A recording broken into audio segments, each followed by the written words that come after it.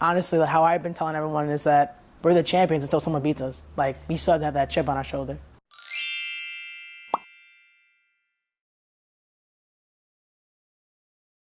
What's up, y'all? Welcome to Check Up, the series where you get to know your favorite WNBA players. And today, for the inaugural episode, I have the 2015 Rookie of the Year and WNBA champion, Jewell Loyd. What's up, man? What's up? How you doing? I'm good. How are you? Good. I miss you. It's been a minute. It's been a very long time. Let's get started. I want to first talk about last season. So you guys won the championship. For you, you lost a couple in college. I know how that feels. It's a hard time. It sucks. Right. What was it like to finally reach that pinnacle? I think it was super special for the group that we had, just because when I first got to Seattle, we weren't that good, and we were trying to rebuild, and we knew that's going to be a process. And then we added some pieces, and we started to feel like we were really good.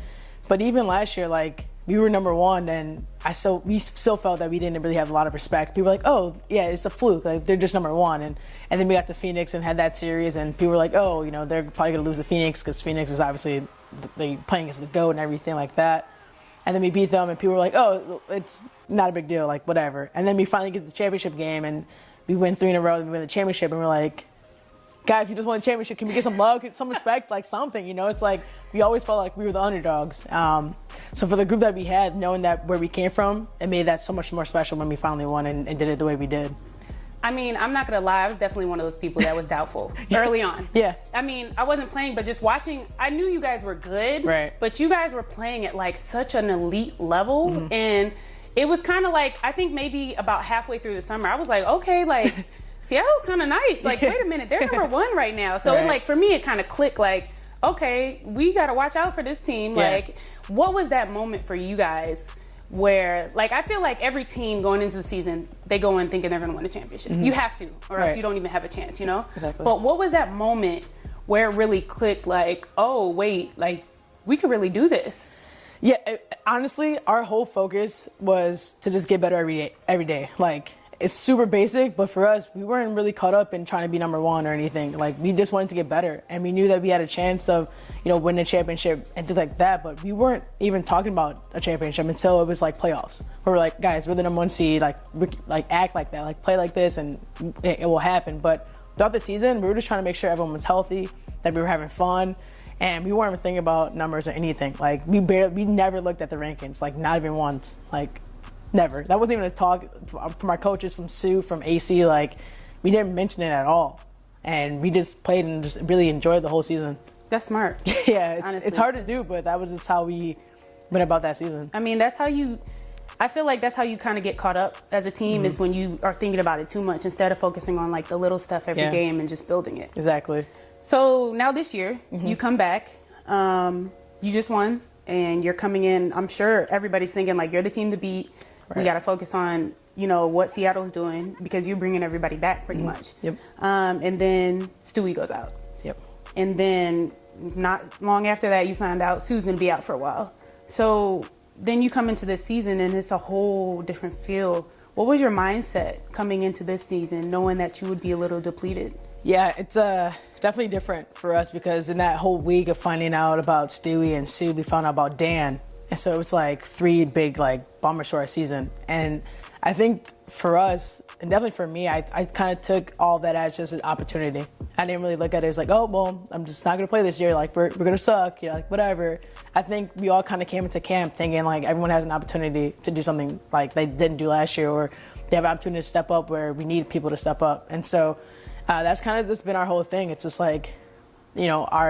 our big 3 is all out, right? So we obviously have to be encouraging to them, because we obviously want them to be healthy and have a good frame of mind and things like that. But we also have to encourage the people who need to step up. And I think, Jordan has done a great job of stepping into a big role. I mean, being a rookie point guard basically, and coming to a role where you're playing 35 minutes compared to 15 or 20, that's different. And she has to lead a team. And Mercedes Russell, she didn't really play a lot last year at all, but now she's starting the last 2 games. So it's everyone's kind of looking at it as it's an opportunity, and we're not going to fold. And honestly, how I've been telling everyone is that we're the champions until someone beats us. Like, we still have to have that chip on our shoulder. Yeah, I was gonna bring that quote up because I saw that, and Yeah. I know how you are personally, and I know like you're a very confident player, and it shows up on the court. Do you think putting out a quote like that is like putting extra pressure? Maybe not so much on you because of how things have gone with you. That's kind of what you do. Do you think that puts a lot of pressure on these younger players that have to step up, or the people that may not have been in those big roles? Our team is very confident. I think everyone on our team has a chip on their shoulder anyway.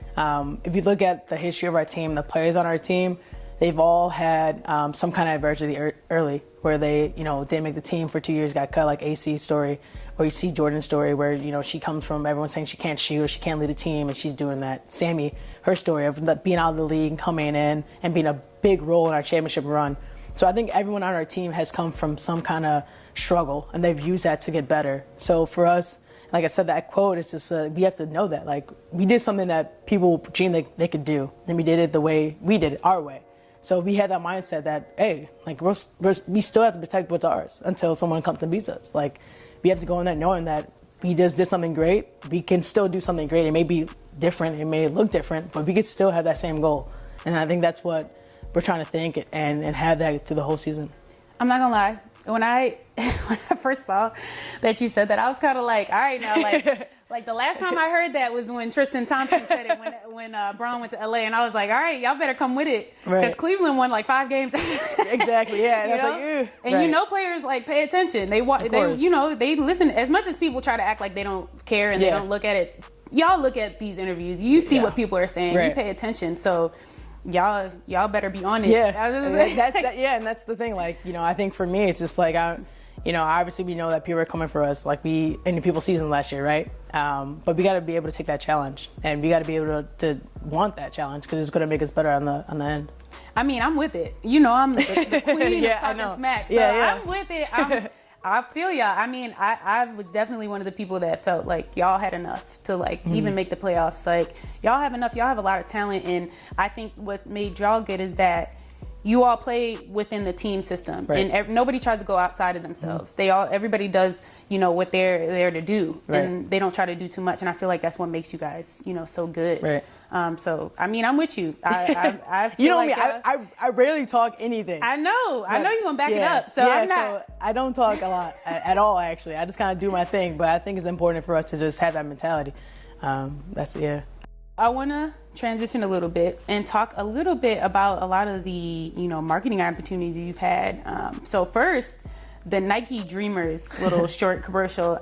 How did that come about? Did Nike just call you and look, we have this idea for this, or? Yeah, kind of both. I think just because of my story and how I kind of thought about the game of basketball, and then how obviously I left school and things like that. That took a lot of courage and things like that. So I think it just kind of worked with their idea of what they want people to dream about and kind of live out. And obviously my story kind of worked together. So they called me and was like, hey, do you want to be involved with this? And I was like, yeah, of course. Tell me more. And they told me how it was going to look. I'm like, oh, for sure. I think this is awesome. So I was glad that I got the call and to be with the Dreamers and have that snippet, because I think it was pretty cool. It was awesome. I really enjoyed it. Is that something that they include you a lot in those type of, propositions? Because I feel like, I'm not gonna lie, I haven't been a huge fan of Nike as far as marketing the W players. Right. I feel like, honestly, they've been the bottom of the barrel when it comes to putting us in commercials and anything as far as marketing. Right. I felt like they did one commercial where it was all these athletes. I can't even remember what it was for. Maybe it was the equality commercial, maybe, and they had the women's basketball player was a model. And I wasn't a real basketball player. Yeah, I was furious. And they had all these athletes, and it was it wasn't just a basketball. It was Serena, it was LeBron. It had all these people in it, all these different sports. And then when they got to women's basketball, they had a model. And I'm like, are you serious right now? You have all these people that are here. Sky has never, this is back I feel like when Sky was still with them. Yeah. And I'm like, Sky has never gone overseas. Right, so you could have used. You can't even, there's no excuse. There's always players that are here. Elena doesn't go overseas. You know what I mean? I was just for real? You're serious right now? So have they really included you in a lot of their process of getting players into commercials? Right. I think a lot of times that we are overseas, right? And so it's hard to find people or timing or things like that. But I think recently they've done a really good job of making sure we're included. And they're trying to come at it from a different standpoint, and they're trying to help the league get better. And obviously with the new branding of the league, that helps as well. But yeah, I mean, it's the WNBA and trying to market. I think that's a struggle for everything. I mean, the marketing could be so much better, and it's like, why would you like think this way? Or like, it's so much easier just to put a poster from people in Chicago or whoever you are. It's like you could just put, like when Dell Down in Chicago, it's like she was on a bus. It's like, everyone rides the bus in Chicago. Like, like why would you not put Chicago Sky and stuff on the Chicago buses? Like, that's free marketing or whatever it is, or things like that. But yeah, I mean, marketing in general, I think could definitely be so much better. Absolutely. Definitely, but now a lot of people aren't going overseas, where it's not a necessity. They're actually trying to get more involved and trying to find ways to, be known. And I think Nike could do definitely a better job, but they're way better than where they were. No, before. The past maybe like 2 years, I've definitely noticed them step up and do a little bit more, but I was so irritated by that commercial.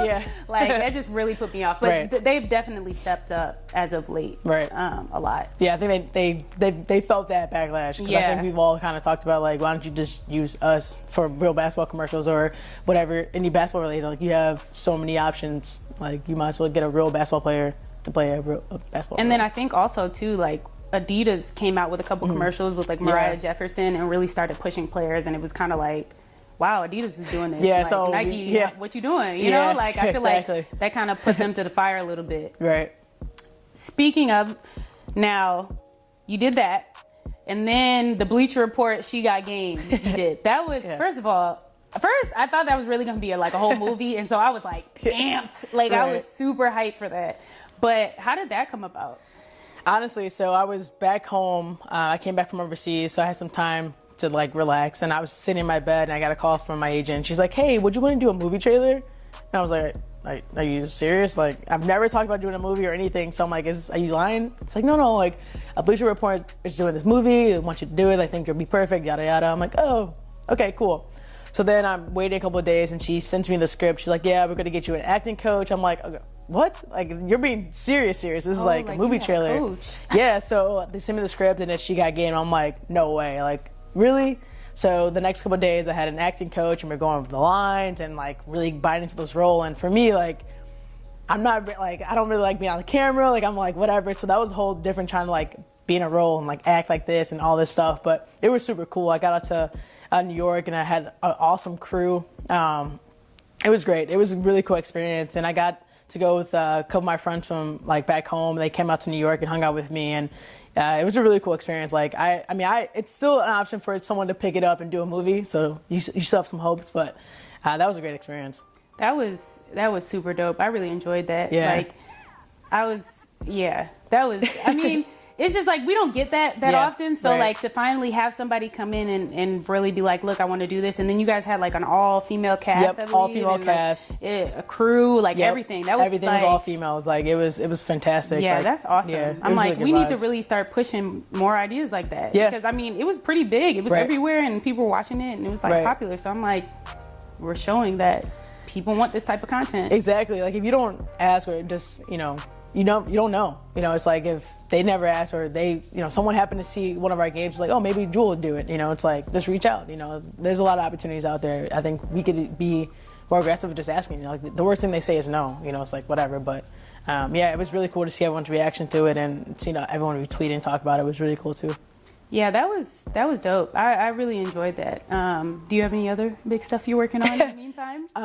Nothing in the movies. Okay. That if it is, stay tuned. I might sneak up on you real quick, but no. Really. Jewell, that actress. Yeah, you never know. It's going overseas, being an actress. I don't know. I mean, it goes hand in hand. Was it hard? I mean, you obviously had a coach. Were you like nervous? I'm like, I already know that you were like, you don't like being on camera like that. Yeah, so it was so different for me. It really took me out of my comfort zone, but.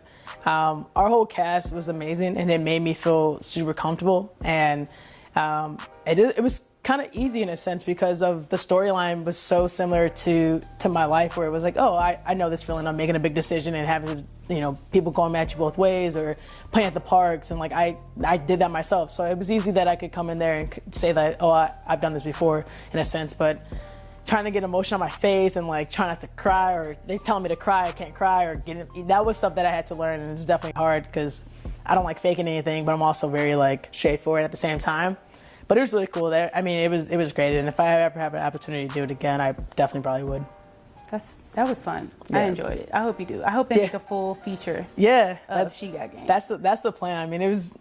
Clearly people want it. It would be interesting. Yeah. I would definitely like to. I would, even if it would just see the audience that took to it. You know what I mean? Like, who would really want to see something like that and see the reach that it could have? I would love to be able to see that. Yeah, definitely. So in the interview that you did for She Got Game, that kind of was like tandem with that you did with my Twitter friend, Natalie. Yeah. So in that, you talked about your struggle with dyslexia and how that really affected you during your time at Notre Dame, and how you really struggled. You went through periods of like depression where you weren't eating, but you kind of like didn't know how to deal with it. Right. And you talked about how like it kind of affected your decision to leave a little bit and how that was part of it. Do you think that knowing what you know now and how you handle it now, that would have changed your experience at Notre Dame? Maybe. I think when you're trying to figure things out by yourself and you're still a kid pretty much, and you're in a place where you've never been before, like you have so many different ways to try to handle it and figure it out. And I try to figure things out myself first, and then if I can't get to a place where I can figure out, then I'll reach out. And obviously I think I did that on the later end. Obviously I have my friends and family that I constantly talk to and things like that, but I don't think anyone really knew what was really going on.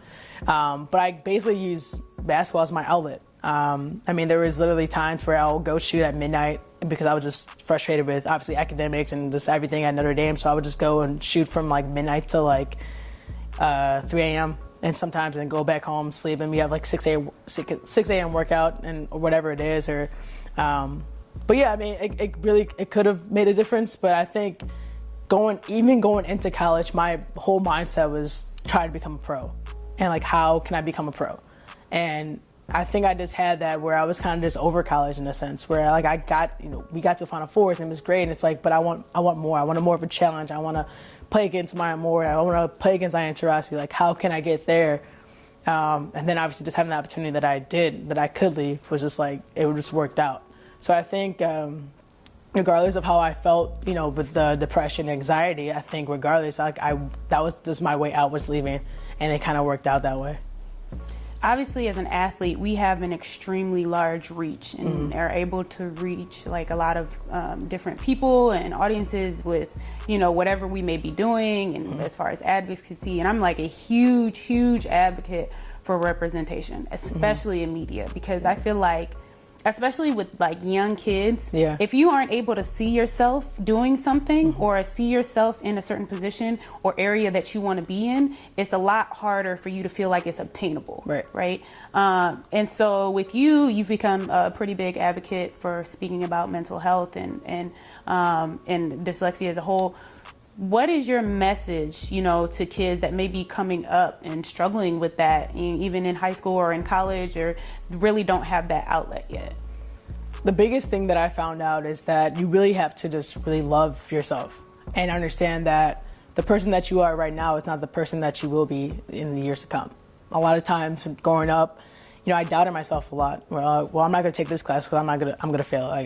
It's too much, or I'm not going to do this or hang with these people, or I just doubted myself that I, wasn't good enough. And I got to a point pretty much just recently from overseas where I took time for myself and felt like this is who I am. And it's okay that it takes me 3 hours to finish a chapter that's only 10 pages long. It's okay that, I sometimes stutter or things like that. Like, that's who I am. And you're either going to love me for that, or you're just, not going to be around me. And so I basically have a circle of people where they know and accept me for who I am. And when things get a little tough or hard, that's who I go to. So I try to find the people who have known me for so long and love me for that, and then also just have to reevaluate who I am, and then love that person like in and out, like no matter what. Just always go back to who I am and believe that I'm okay. Like I'm still growing, I'm still developing, I'm still I'm a human, so I gotta not put so much pressure on myself to be just a certain way. Like I am who I am, and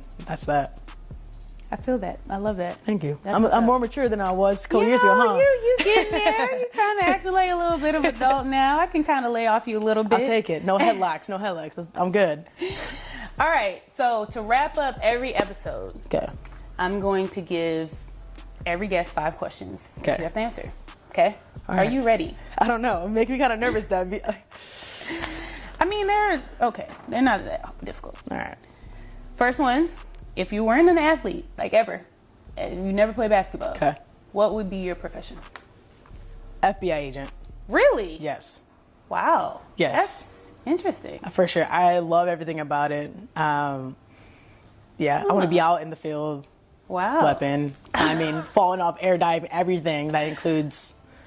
Yes. Interesting. Yeah. I would not have guessed that. Yeah, FBI, CIA, whatever. It's somewhere in that segment.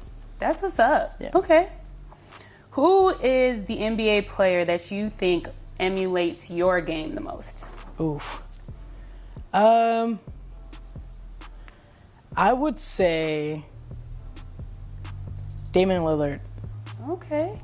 I like that answer. I think that's someone that matches me right now. I like that answer.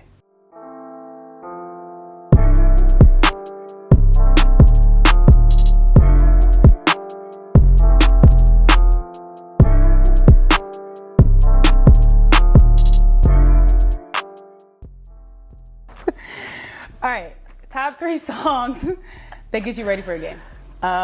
Logic, Run It, Monster by Nicki Minaj, Rick Ross, all Oh, those. that's a good one. And I'm really into Dan plus Shay, so I listen to country, and it's All Alone.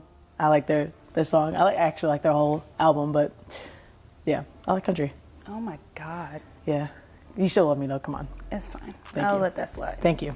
Okay, last question. It's a tough one. Okay. You get kidnapped, Oh, okay. okay? Kidnapper allows you to tweet, but they're monitoring your tweets. So you can't say that you're in trouble and you Okay. need help. Okay. What do you tweet that lets your family or friends or whoever else know that something's wrong? Well, our family has a code word, but I don't know if I Do can tell you? you the code word. Don't say the code word. Right, so you I don't would- have a code word. Code word. Oh my God, you guys are advanced. We're there. We're next step. You know, we've got to make sure that everyone understands the family That code. never even crossed my mind. Oh my God. That's You know so my mom. funny. Come That's on. True. Okay, you're Yeah. right. You don't have a code word. If I don't have a code word, then I'm texting